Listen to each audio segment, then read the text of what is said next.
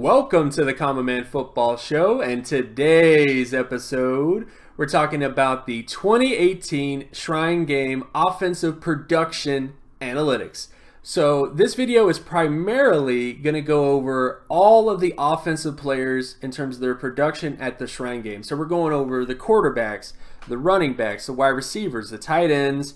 Not really getting into the offensive line because offensive linemen don't really have they definitely have like pancakes and other sort of different team-based data points, but nothing as specific as market share data or quarterback data when it comes to other positions. So the offensive tackle data will mostly be physical characteristic based. So once they actually release all of the data in terms of height, weight, arm length, hand size, I'm going to be doing a video about the offensive lineman based on that criteria. But this video, again, is going to be primarily about the offensive positions and how they grade it out based on production and just a general overview on all that information. So let's first off start with the quarterbacks. When it comes to the quarterback position, there are two main metrics that matter the most when it comes to projecting NFL players. One is the high school production score, which is essentially, and if you go to the description, all terms and definitions will be there. So if you're lost, if you don't really know what the things I'm talking about are, that will be in the description, and I'll do my best to kind of explain a few things here and there. But high school production data is very simply, it's the touchdown to interception ratio plus completion percentage compared to every single high school football player since the 2004 recruiting class. So it spans all those like 7,000 plus quarterbacks in terms of their performances over that time period. And based on high school quarterback data, every single long-term starting quarterback in the NFL had at least a 69 or higher high school production score, and every single Pro Bowl quarterback since the 2004 recruiting class, and Pro Bowl meaning Russell Wilson, Cam Newton, Matt Ryan, every single multiple Pro Bowl quarterback during that time span all had a 84 or higher high school production score. So if you want to be a potential starting NFL quarterback, if you want to be a potential Pro Bowl quarterback, you want to score in that range of possibilities in order to become a long-term starter or a Pro Bowl player. On top of that, the other production data point is the FBS Stat Score, which is the same thing as the high school production score in terms of touchdown to interception ratio, completion percentage, but adds a layer of strength of schedule to give you an idea of context in terms of did they play at Alabama or did they play at Georgia State. So it's essentially giving you an idea of how well they played in terms of touchdown interception ratio and completion percentage, but adding a layer of how tough the competition was, because based on data, every single long-term starting quarterback since the 1958 NFL draft class had at least a 26 or higher FBS stat score, and every Pro Bowl quarterback, multiple Pro Bowl quarterback from 1958 to now had at least a 80 or higher score. So that is essentially how it breaks down. We're going to be looking at the high school production and then the college production, the FBS stat score. And based on the quarterbacks at the Shrine Game this year, it's a mixed bag, to say the least. We have, of course, Jeremiah Briscoe from Sam Houston State. His quarterback data does not compute because he played at the FCS level. I'm still working on getting a large enough sample size to add FCS players, but because I don't have that, his data just kind of is mute because he didn't play at the FBS level. JT Barrett from Ohio State, on the other hand, had a very good FBS stat score of 92.08 out of 100, but his high school production score was a 15.17.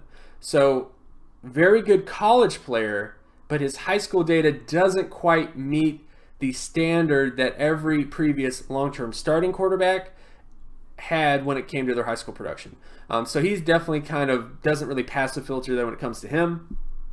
We, of course, have Nick Shimonik from Texas Tech. He had a 92.49 FBS stat score with a 81.16 high school production score.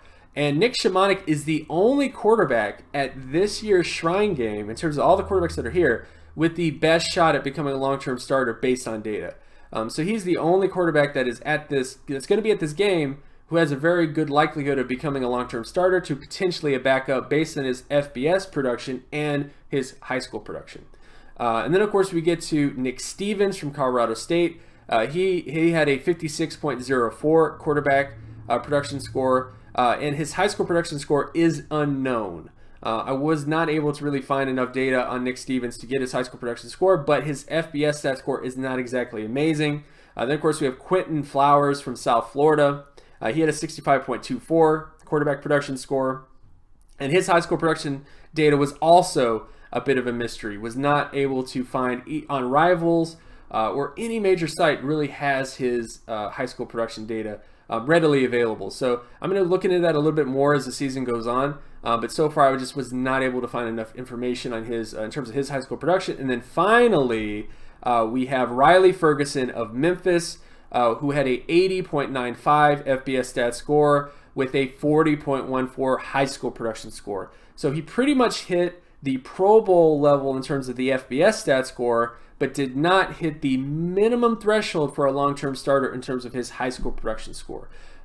But again, just to make this as plain as possible, the only quarterback at this year's Shrine Game who has a legitimate statistical shot of becoming a long-term starter is Nick Shimonik, while everyone else is just in limbo because there's never been a quarterback with their data to become a long-term starter since the 2004 recruiting class, in many cases with many of these players. And as a result, that's a little bit disappointing, but at the same time, it just is what it is. So, but that is basically the breakdown of the Shrine quarterbacks this year. Not a very impressive group based on data, but there definitely is at least one player with a good shot of becoming a potential long-term starter based on his overall data.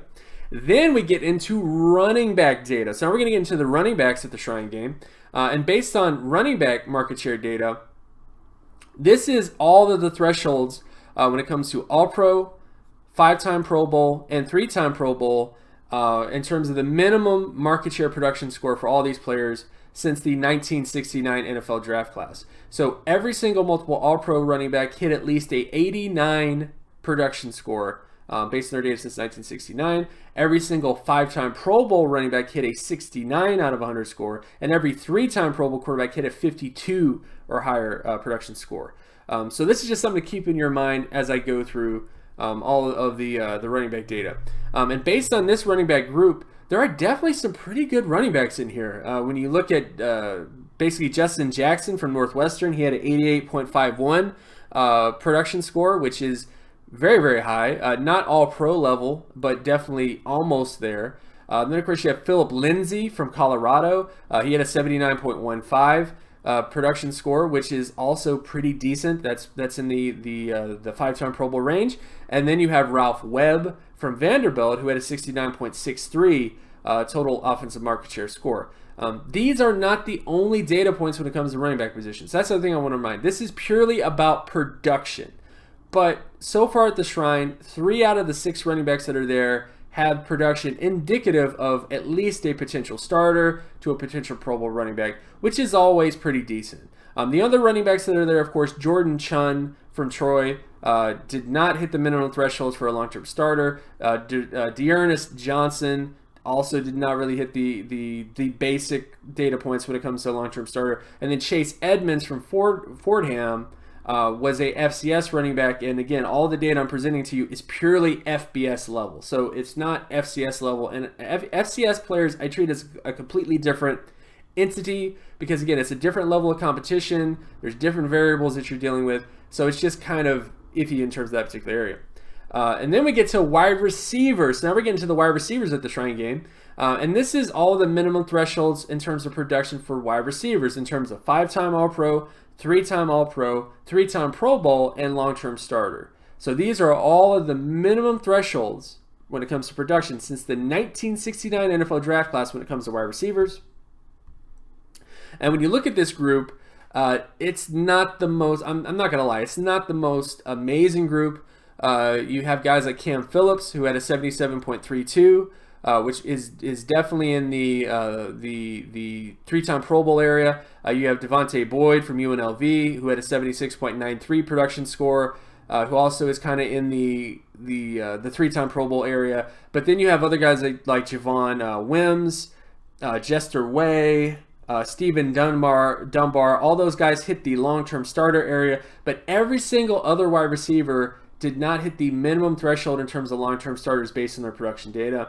And not only that, there are a lot of small school wide receivers at this Shrine game.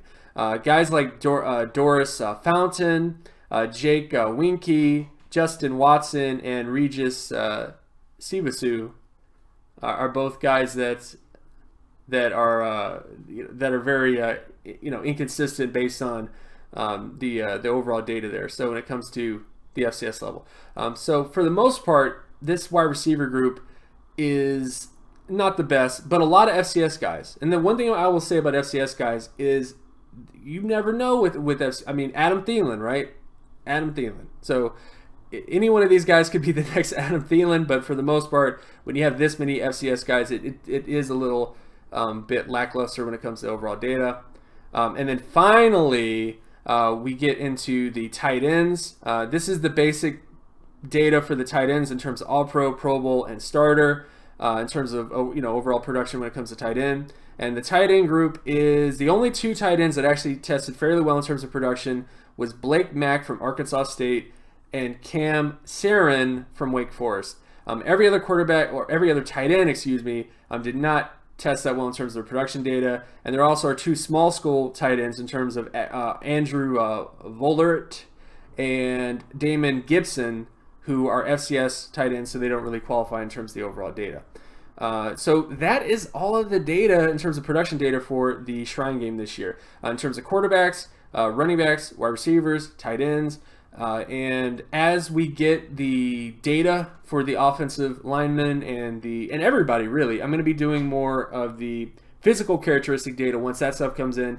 But for the most part, this is just to give you an idea of all the players that tested well in terms of production at the Shrine game, and to give you some names to keep track of that could potentially have a better chance than most of becoming an NFL starter or better if they do pretty well. And again, my name is James Coburn. You can find my other work at draftcoburn.wordpress.com. You can also follow me on Twitter at Geometrics.